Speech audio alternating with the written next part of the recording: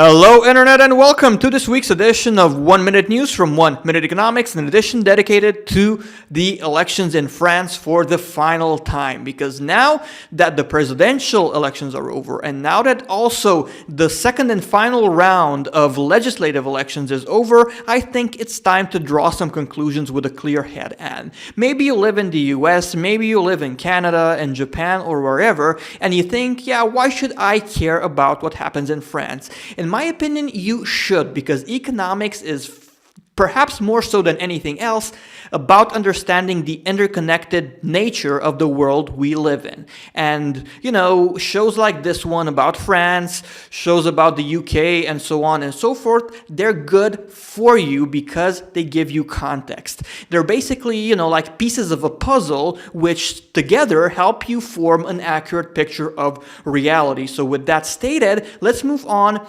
to, for the last time, analyzing the elections in France, and I'm going to do it through 3 segments. 1, I'm going to basically explain what happened over in France from alpha to omega and do my best to cover everything in a minute or so. 2, because I'm going to start with something that's going to sound, good for Macron, good for France, and so on. I'm also going to dedicate a minute to the bad, if you will. And finally, I am going to draw the final economic conclusions after the elections in France.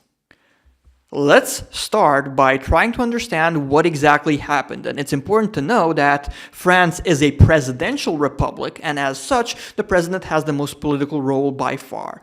So, of course, they had their presidential elections first, elections after which 2 candidates ended up facing one another in the second round, specifically 2 non-mainstream candidates.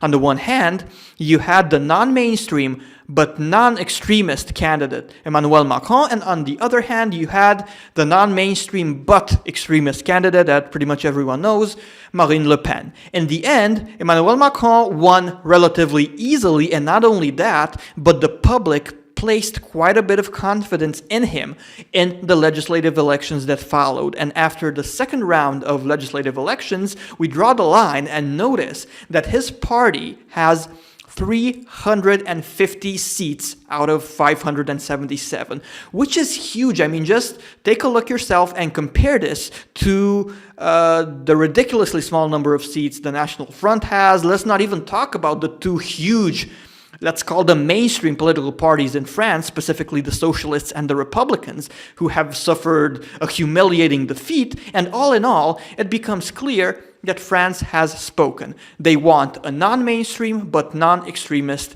candidates, and that's what they got.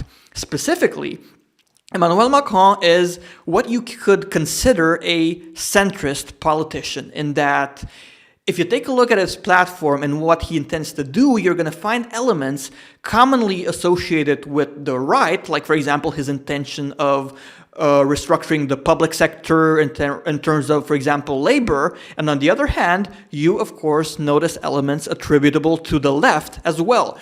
Like, for example, his desire to help people from, let's say, the poorer regions of France have social mobility, get a better life, work towards a better life, and so on. And in the end, the French have decided that all of this is convincing enough for them to say, okay, you have my vote, good luck.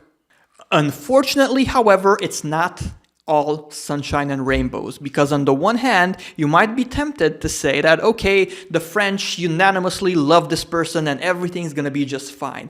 But other numbers tell us a different story, and we owe it to ourselves to take a look at those numbers as well. And the bad, if you will, is represented by the fact that less and less people are taking part in the voting process over in France. Now, I'm going to share some data for the previous 20 years from 97 to 2017, and we can see a clear downtrend in terms of, let's say, political participation.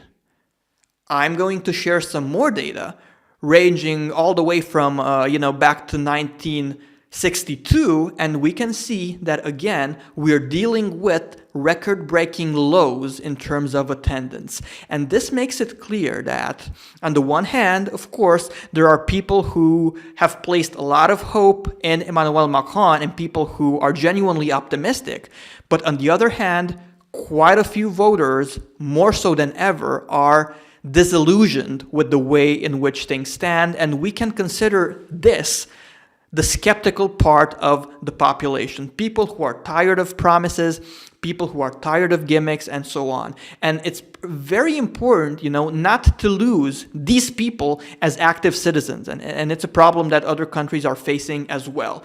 So I really hope that people won't be so caught up in, the optimistic aspects and the fact that Macron is a leader that a lot of people internationally as well tend to like. He's a really likable fellow for sure, but this doesn't change the fact that he has an uphill battle to fight and that in France there are a lot of skeptics. Finally, it's time for some conclusions from the perspective of an economist, and if I were to sum up everything in just one word and try to describe what France needs from an economic perspective, it would be vision. France is a beautiful country, it's a rich country, but it is a country that tends to leave a strong impression of stagnation on you. Because everywhere you look, you see warning signals. Like, for example, we take a look at the unemployment rate, at the youth unemployment rate, and then compare those values to Germany, to other EU countries, to the EU as a whole, and so on. It's clear to me and to everyone who wants to take a look that France has a huge problem when it comes to employment. 2, you take a look at the debt to GDP ratio of France on the one hand, and on the other hand, you also take a look at the trend in terms of debt. And again, we're dealing with scary stuff. Even considering that, of course, there are countries that are in worse shape, like Japan with its 250% debt to GDP ratio, but still, you cannot escape the fact that France is crippled by debt. 3, taxation. France has high taxes.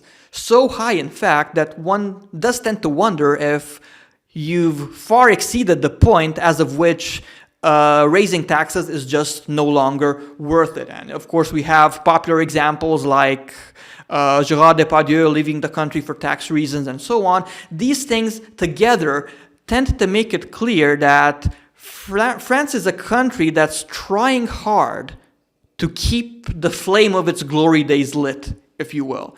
It's a country that's stagnating, and it's a country that needs vision, that needs imagination, and that also needs courage. Now, people seem to think, and at this point I do tend to agree with them, that Emmanuel Macron might just be the man for the job.